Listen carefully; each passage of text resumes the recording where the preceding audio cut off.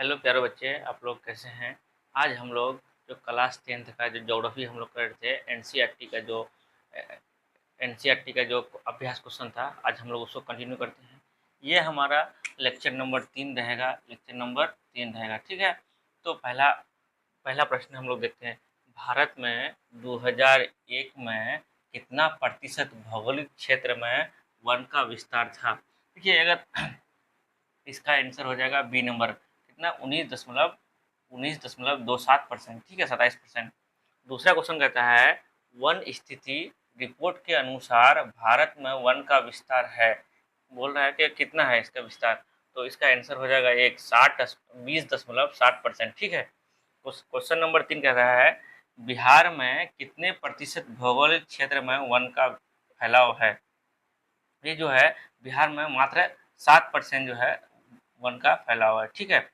अच्छा, चौथा क्वेश्चन कह रहा है कि पूर्वोत्तर राज्य में 188 आदिवासी जिलों में से देश के कुल क्षेत्रफल का कितना परसेंट है?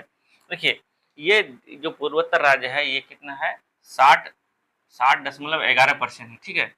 पूर्वोत्तर राज्य, अगर हम लोग बिहार का मैप, अगर हम लोग बिहार का इंडिया का मैप बनाते हैं तो हम लोग पूर्वोत्तर राज्य देखते हैं। ये वाला जो है, ये इधर का जो राज्य होता है, जैसे कि सेवन सिस्टर जिसको कहता है, अरुणाचल प्रदेश हो गया, असम हो गया, नागालैंड हो गया, सिक्किम हो गया, मणिपुर हो गया, इसे ही क्या कहते हैं, ये पूर्वोत्तर राज्य कहते हैं, ठीक है। अच्छा, अब हम लोग इस क्वेश्चन को देखते हैं, किस राज्य में वन का अधिक विस्तार है?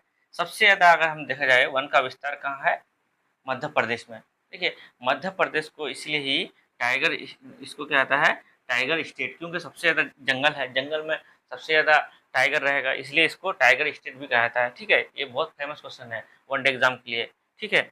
अच्छा, ये छठा क्वेश्चन नंबर है, वन संरक्षण एवं प्रबंधन की दृष्टि से वनों को वर्गीकृत किया गया है, कितना भाग में वर्गीकृत किया गया है? तो इसको 5 भागों में वर्गीकृत किया गया है। क्वेश्चन नंबर 7 है कि 1951 से 1980 तक लगभग कितना प्रतिशत वर्ग किलोमीटर तक तक कृषि भूमि में परिवर्तन हुआ है? कहने का मतलब है कि जो इतना से इतना के बीच में कितना जो है भूमि जो है कृषि के लिए वर्गीकृत किया गया है, ये हो गया 26,200, ठीक है। संविधान की धारा जो है 21 का संबंध किससे है? किसका संबंध है?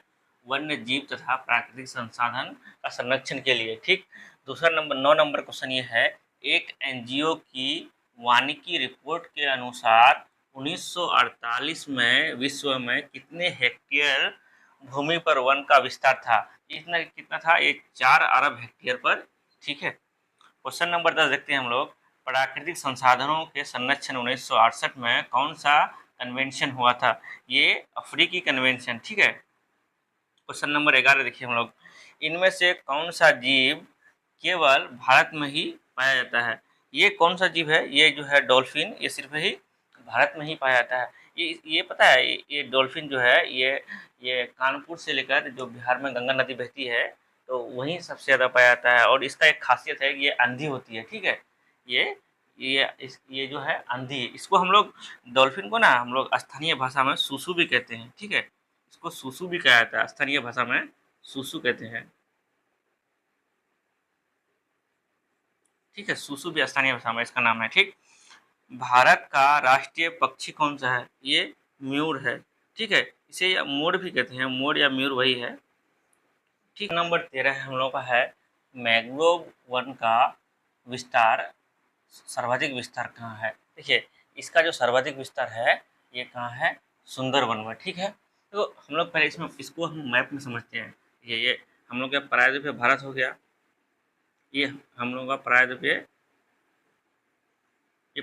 भारत हो गया। यही यहाँ जो है हम लोग का है, ये वाला जो भाग है ये पश्चिम बंगाल में ही सुंदरवन पाया जाता है। देखिए, सुंदरवन इसका नाम इसलिए पड़ा है कि वहाँ ना एक पौधा पाया है, सुंदरी नामक एक पौधा पाया जाता है, जिसके कारण इसको सुंदरवन कहा जाता है। पता है, ये वनडे एग्जाम में कोई भी आप डीएलएड का एंट्रेंस दीजिए या कोई भी एग्जाम दीजिए, ये क्वेश्चन बहुत फेमस है, ये बहुत बार पूछता है ये क्वेश्चन, ठीक है। इसको ध्यान रखिएगा आप लोग। दूसरा क्वेश्चन, हम 14 नंबर हम लोग क्वेश्चन है, टेक्सोल का उपयोग होता है। टैक्सोल का जो उपयोग है ये कैंसर के उपचार के लिए होता है। और ये जो मलेरिया है, मलेरिया जो है एक कुनेन सिनकोना नाम का एक छाल होता है कुनेन, जिसका उसका उपयोग में मलेरिया का उपचार होता है। ठीक है, ये प्राकृतिक उपचार है मलेरिया का, कुनेन जो है। अच्छा, चरक, चरक का संबंध किस देश से है? ये भारत देश से है। ठीक है, चरक, चरक जिसको हम लोग स्थानीय मतलब हम लोग इसको हिंदी में इसको तरित्र भी कहते हैं, तरित्र, तरित्र बिजली, बिजली चमकना, इसका संबंध कहाँ से है? भारत से है।